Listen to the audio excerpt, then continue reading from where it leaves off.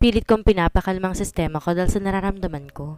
Di talaga ako mapakali sa kung anong mangyayari ngayon. Muli kong tinignan ang lalaki at nanatili pa rin siya nakatingin sa gawi ko kaya iniwas ko muli ang aking tingin.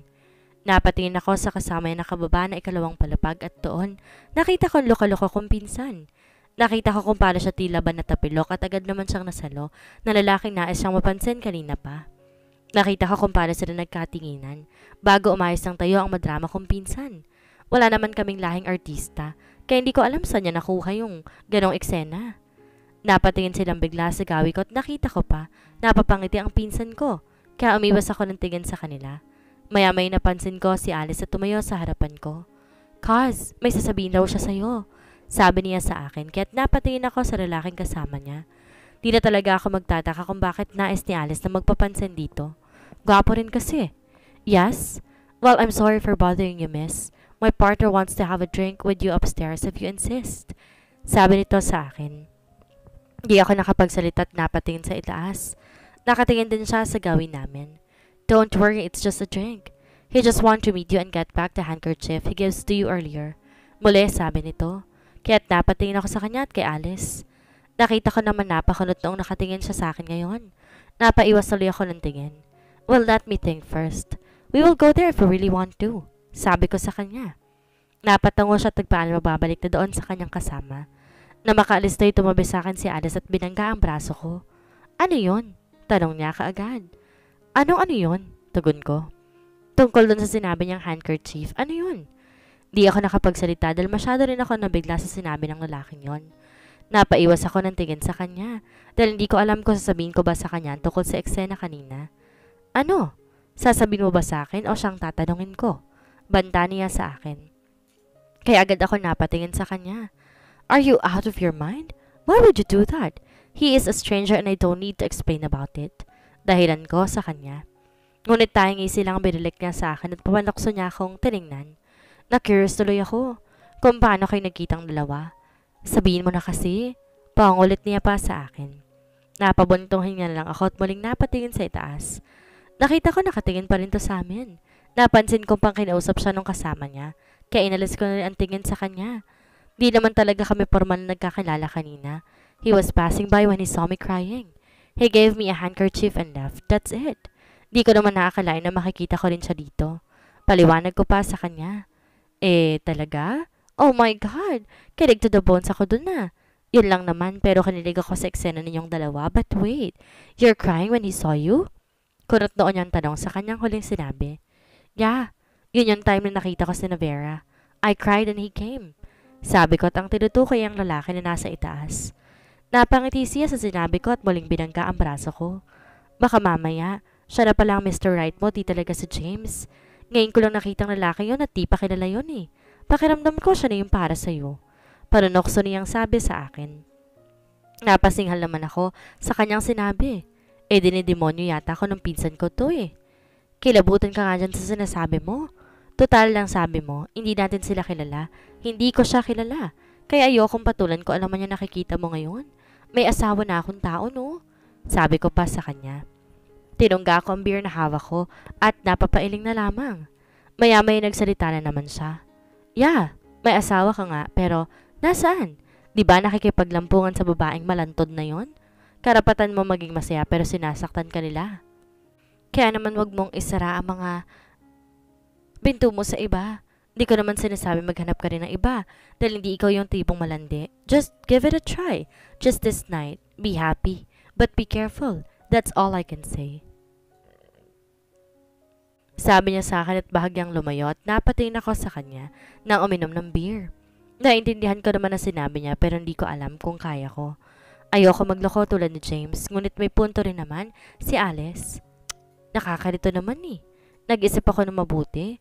Nung makapag-isip ako, inubos kong laman ng beer at bumaling kay Alice. Let's go! Anyaya ko pa sa kanya. What? Uuwi na tayo. Kurot noon niyang sabi.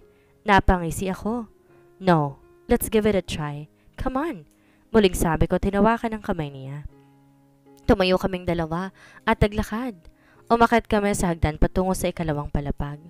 Narinig kong natawa si Alice. Huwag kang mag-alala. Kasama mo ko. Sabi niya sa akin. Napangiti lang ako tumango sa kanya. Na makarating kami sa ikalawang palapag, sinulubong kami ng kasama kong lalaki. Pinapasundo niya kayo sa akin, sabi nito sa amin. Nagkatiinan kami ni Alice at napatango. Sumunod naman kami dito at nakarating sa table nila. Nakaramdam ako ng pagkailang dahil naramdaman ko kaagad ang tingin niya sa akin. Hindi ko siya kilala at ngayon ko lang siya makikilala. Ngunit magaan ang loob ko sa kanya. Tila baligtas ako sa mga kamay niya. Have a seat. Narinig kong sabi pa niya. Inaya naman ako ni Alice na umupo. Kaya umupo na rin ako sa couch kaharap nito. Naiilang ako sa pagkakatingin niya sa akin. Para bang anumang oras mapapaso na ako. Hindi ba siya nagsasawang tingnan ako? I am curious about something. May I ask why did you invite us? Maya-maya'y tanong ni Alice. Oh, she did not tell you how did we meet? Sabi nito. Napaiwas ako ng tingin sa kanya, lalo na't ngumiti siya nang hindi lumilingon sa akin. Pakiramdam ko'y gusto nang lumabas ang puso ko sa tindi ng kabog nito. Bakit ba ako nagkakaganito? Kanina hindi naman ganitong nararamdaman ko Ako pa nga naglakas loob na ayain si Alice dito pero parang umuurong bigla ang sistema ko. Well, she did. But I am still curious. Why didn't you invite us? Muling sabi ni Alice at narinig ko, natawa ang kasama niya, kaya't napatingin kami dito. It's simple. We want to meet you and be friends. Did you already tell her how did we meet? Sabi nito kay Alice. Nakita ko na tahimik si Alice at bahagyang napaismid sa sinabi nito. Yeah, sinabi ko na. At hindi ko naakalain na makikita ulit kita dito. Sabi niya dito. Muli itong natawa sa sinabi ng pinsan ko. Tila pa pati siya'y nawawalan na rin ng pagiging madaldal niya dahil sa lalaking kausap. By the way, I'm Dion and he is my boss, Raph. Pakilala pa nito sa amin. Napatingin ako sa tinawag niyang Raph at napangiti agad to nang tumingin ako sa kanya. Oh, nice to meet you guys. Well, I'm Alice and she's my cousin, Pam. Pakilala rin ni Alice sa amin sa kanila. Oh, so nice to meet you, Pam. Sabi ng Raph sa akin. Tumango ako sa kanya at gumiti. Napatingin ako sa lalaking si Raph at tila ba nahulaan niya kagad ang nasa isip ko. Don't worry. We don't want to force you to have drink with us. I just want to meet and to get my things too. Sabi niya sa akin. Naparunok ako at iniwas ang tingin sa kanya. Magsasalita pa sana ako nang maunahan ako ng Dion. Can I invite you to have a dance, Alice? Sabi nito kay Alice. Ha? Napalingon sa akin si Alice at nagdadalawang isip kung iiwan ba ako o hindi. Tumango lamang ako sa kanya, kaya bumaling siya kay Dion at tinanggap ang alok nito. Sure, tugon ni Alice. Inabot ni Dion ang kamay ni Alice at sabay silang tumayo at pumunta sa gitna, kung saan marami rin ang sumasayaw. Meron ding mini stage dito. Sa ikalawang palapag at may sumasayaw ng mga dancers. So, inadiskontigan kina Alice at napatingin ako sa kanya. Nang marinig ko siya nagsalita, kaya naman kinukumpa yung nasa bulsa ko at nilapag sa mesa kaharap niya. Thank you for letting me use your thing, sabi ko sa kanya at ngumiti. Kinuha naman niya yung natinignan kung may dumi pa o wala. Ngayong umalis na si Alice at yung kasama niya ay mas lalo ko naiilang sa kanya. I know what you feel and I understand because this is the first time we met. I am just curious earlier when I saw you running out at the forest and cried in the garden. Para ba nakakita ko ng anghel na umiiyak? Kaya lumapit ako at binigay ko to sa'yo to calm you down. And I don't know if it really calms you. Aniya. Napaiwas ako ng tingin sa kanya dahil sa sinabi niyang iyon. Hindi ko alam kung aaminin kung gumaan ang pakiramdam ko dahil sa ginawa niyang iyon. Kinuha ko nakabukas sa beer at ininom iyon. Thank you. At talagang gumaan ang pakiramdam ko dahil doon. I'm going to thank you earlier but you're already gone. Hindi ko rin akalain na makikita kita dito kaya nagpapasalamat ako ngayon sa'yo. Nakangiting sabi ko sa kanya. Humugot ako ng lakas para magsalita at makausap din siya upang pasalamatan. Tumalab naman at talagang gumaan ang pakiramdam ko. Really? That's good. Komento niya at napangiti sa akin. Maya-may napansin kong hinubad niya ang suot niyang glasses na kanina pa niyang suot. Kaya naman tuluyan ko nang nakita ang kanyang mukha. Tila naging mabagal ang oras habang nakatingin ako sa kanya na bahagyang inaayos ang kanyang sarili. Nilagay niya ang sunglasses sa may leeg niya at muling tumingin sa akin. Kung gwapong lalaki si Dion, parang mas para sa akin ang lalaking ito. Ang lakas ng dating at talagang nakakaakit tingnan, lalo na ang kanyang mga mata. Hindi ko maintindihan ang sarili ko. Alam ko mali ang nangyayari, na mali ang kakaibang nararamdaman ko sa lalaking to. Ngunit kahit alam kong mali, pakiramdam ko'y tama ito, na tama ang nangyayari, na tamang nakilala ko siya. Maya-may napansin kong may tiningnan siya sa kamay ko, kung saan hawak ko ang beer. Napatitig siya doon kaya't sinundan ko kung ano man ang tinitingnan niya, at nakita ko kung ano yon. My ring! Agad kong binaba ang kamay ko at bahagyang tinago yun sa aking bulsa. Pero huli na dahil nakita niya na yon. Nakita kong pasimple siyang napangiti at uminom ng beer. You're married? Maya-maya tanong niya sa akin. Uminom muna ako ng beer bago siya sinagot. Yes, I was married yesterday and we are in the middle of our honeymoon. Pag-amin ko sa kanya. Oh, honeymoon. It's wonderful, right? Then, where's your husband? Why are you having fun with your cousin? Tanong niya. Di ako nakapagsalita. Tila nawalan ako ng gana sa tanong niyang iyon. Naramdaman ko namang nakatingin siya sa akin, ngunit hindi ko siya pinansin.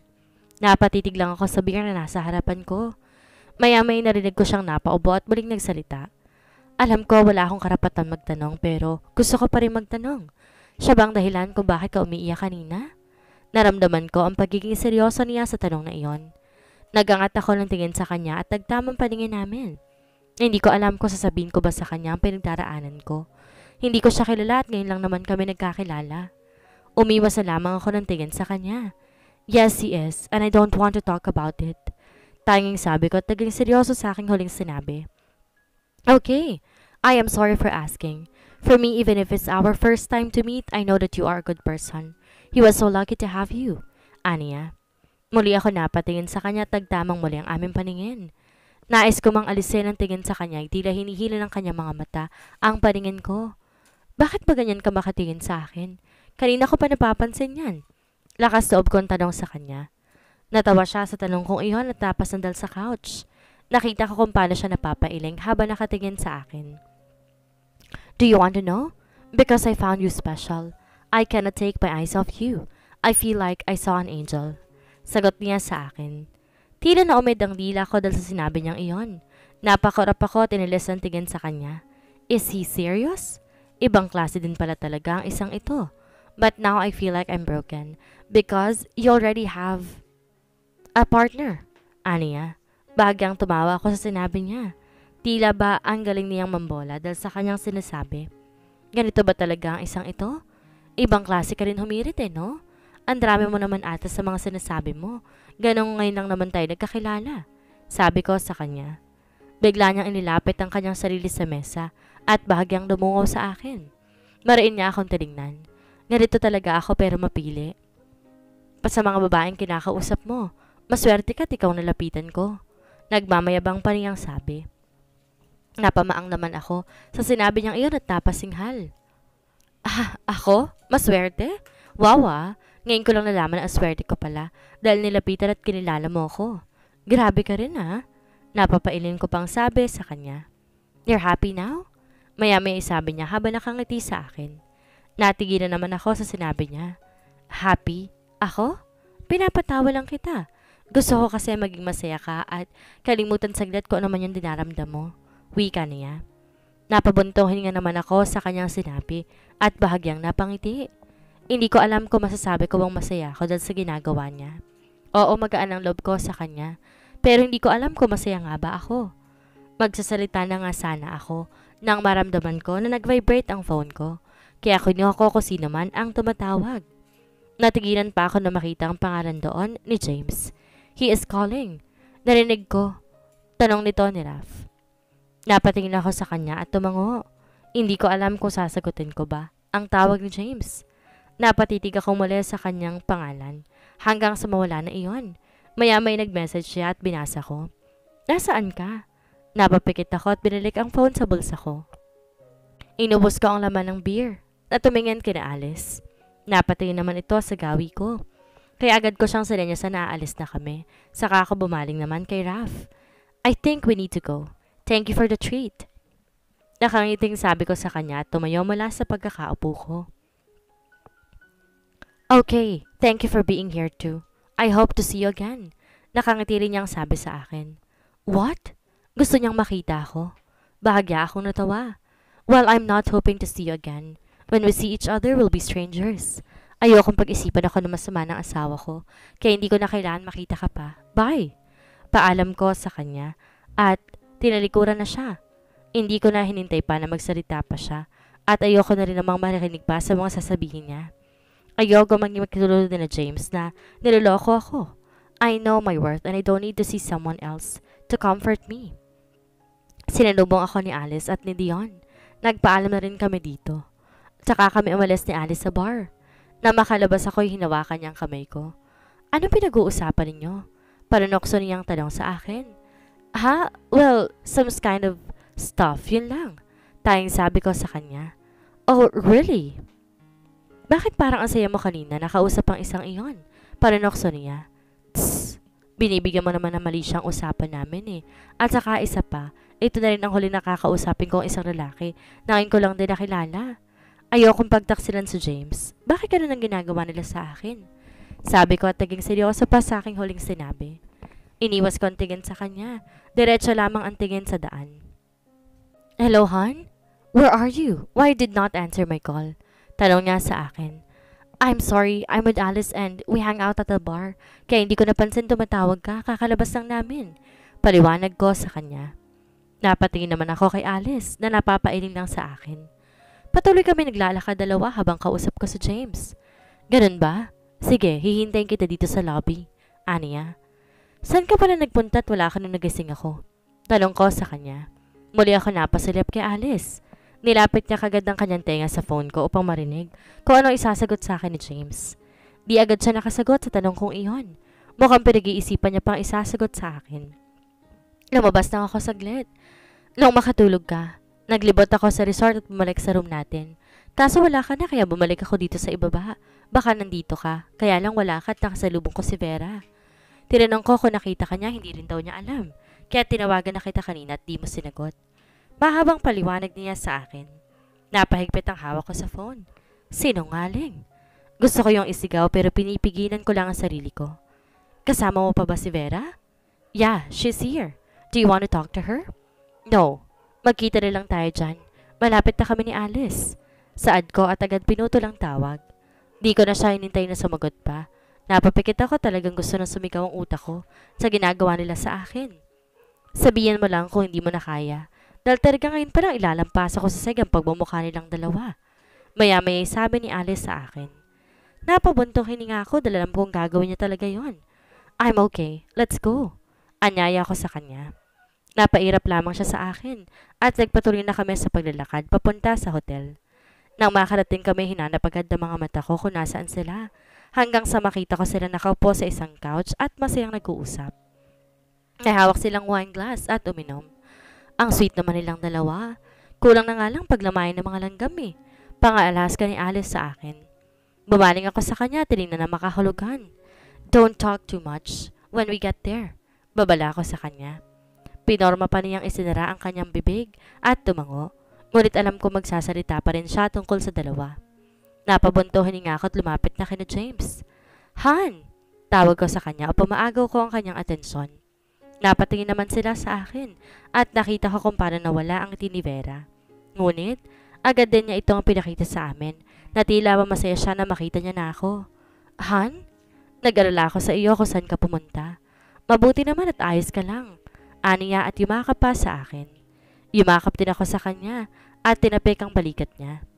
Pasensya ka na kung hindi na nakapagpaalam si Pam. Kakarating ko lang kasi kanina at siya agad ang hinanap ko. Kaya inaya ko siyang uminom muna lalo't naiwan mo siyang mag-isa sa silid. Narinig kong sabi ni Alice. Kaya napatingin ako sa kanya at sinaman siya ng tingin para tumahimik. Hindi ko naman sinasadyang iwan. Yung mag-isa siya pero mabuti rin yon na dumating ka para samahan siya. Tanging sagot ni James sa sinabi ni Alice. Kaya narinig ko na lang na bahagyang natawa siya at napatingin kay Vera na hindi malaman ng salita.